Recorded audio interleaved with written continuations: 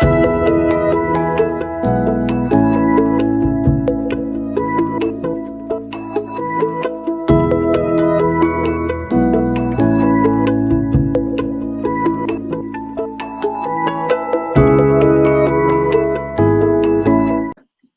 I appreciate that you're here to hear more of the wisdom that Sarah Michelle is going to share with us about her road to healing. Sarah Michelle is a coach, an author, a speaker, and a trainer. She believes that if she has the courage to speak her truth, then she will inspire others to be courageous too. And that's why she's here with us today. I'm Maria Tomás-Keegan, and this is part of my continuing series of conversations with brilliant, resilient women like Sarah Michelle, who have inspiring stories to tell and who are role models for the rest of us when it comes to learning to thrive. Sarah Michelle, this is a truth worth telling. Thank you so much for being so transparent and vulnerable as you shared your story with us.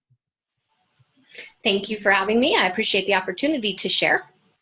So as we do on this show, always, we save the best for last. And this is where you get to share that process we talked about, the one you created to move through difficult events from your past so you could heal and find forgiveness. So help us to learn. What are those steps? Well, as I mentioned in the previous segment, I never intended for forgiveness to be my end result. Obviously, divine timing is everything, and my higher self had a different idea there. So when I started the book process, I actually I didn't start in chronological order. I started with what my heart spoke to me to write about. So I had my list of topics, and when it was time to sit down and write, I would look at my list and I would just place my hand on my heart and say, okay, what do I need to work on today?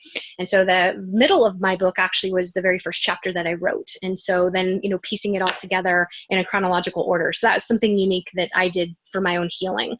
But as a result, there were six things that really came to light for me as I went through the process. And they're my steps that I say for forgiveness. So the first thing is that you have to choose. You have to decide, because just uttering the words "I forgive you" or saying you forgive someone because it's somebody else expects you to do it, it's not good enough, and it's not really forgiveness. So you have to truly be ready, and sometimes we're not ready. Sometimes that's just it's not where you're at this time, and that's okay. There should, again, no judgment, right? So conscious choice. The next thing is you have to find gratitude, and I know that is there's people get angry at me when I say that, because they say, how can I be grateful for this experience? But really, if you can find gratitude in all of the experiences, to me, there's a silver lining in everything.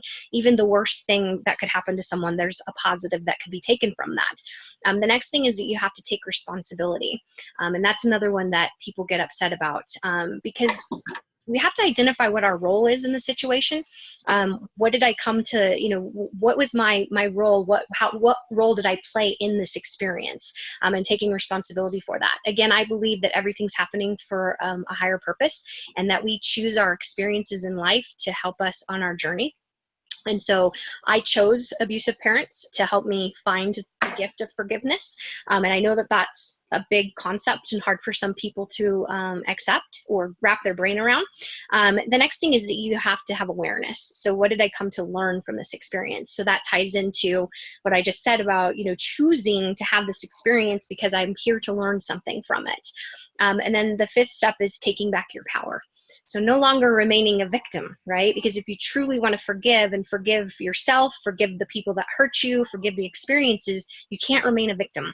So the victim is, why is this happening to me? Everything's always happening to me. The world is out to get me, right? So moving through that space and taking back your power, because you don't have to be a victim if you choose not to be a victim.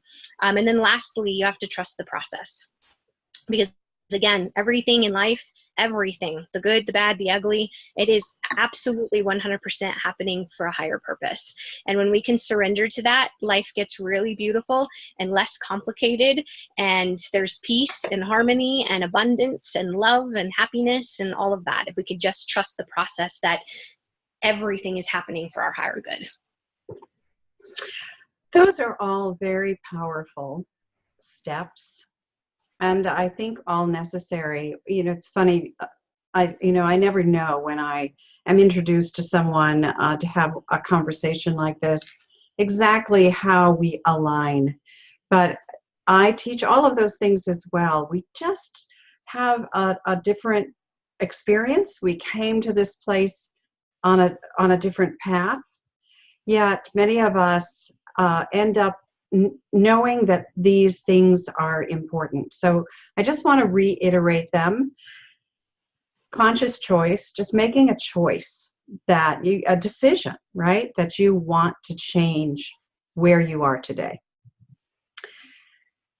Expressing gratitude for what is good in your life and not feeling like everything is bad. And it must have felt that way for you. Right. Well, and one thing on that too, Maria, is that, gratitude. So I heard a quote from Tony Robbins years ago, and he said that if you're going to blame someone for the bad in your life, you have to blame them for the good too. And so when we look at gratitude, you have to look at it and say, okay, my mother was a narcissist, but what did I learn from that? How did that shape my life? How did that make me the person that I am today? So that's really, yes, gratitude for the day-to-day things, but really being grateful for what that experience brought to your life, or what that person brought to your life, and how it shaped you. Right. And what you learned from it, right? Absolutely. So be grateful for the lessons. Yes. Yes. I love that. Taking responsibility. This is a big one. That victim versus victor kind of analogy. Taking responsibility for ourselves. And in part, that leads me, or it makes me think of the whole control issue, right? How many times do we try to control a situation and maybe try to change somebody else, rather than just take responsibility for our part in it? And again, learn the lessons from that. Right. Awareness is a big one. Just being open and aware of all that. These are also intertwined, aren't they? Being aware of all that has happened, and I come back to learning the lessons from being open and receiving information that is out there for us to take in. And then take back your power. I talk about that a lot. I have a program called 5 Petals of Power, and it's all about that.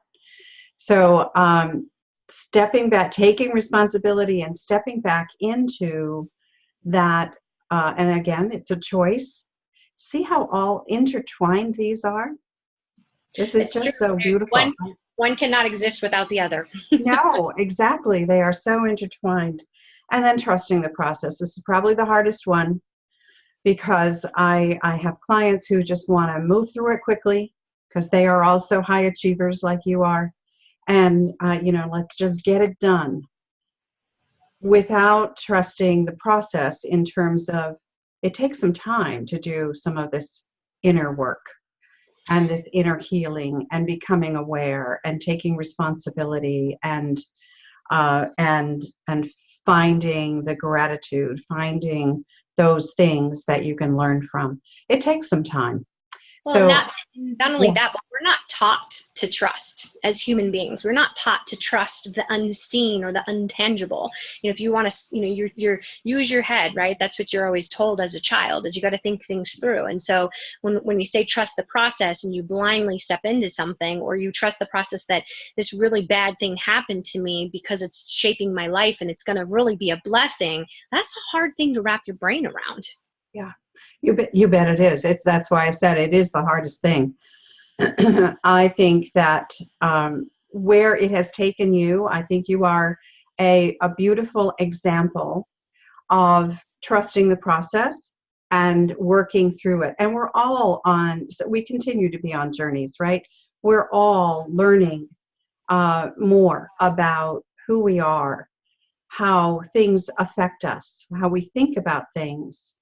And that's all part of the process. So I love your 6 steps. I think that there are many women out there who will be listening and are wondering, about those 6 steps, maybe in more depth. So would you please share with our audience how they can get in touch with you?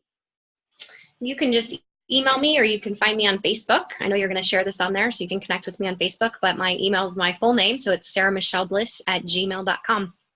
That's the best way to connect. That's the best way. All right, then there it is, sarahmichellebliss@gmail.com.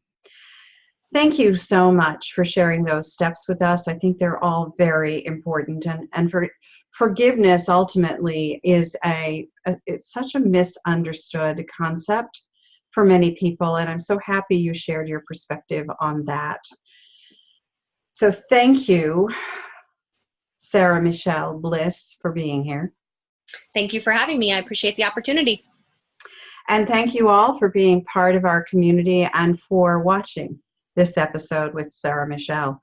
This series of conversations with women is inspired by my latest book, Upside Down to Right Side Up, Turning Transition into Triumph.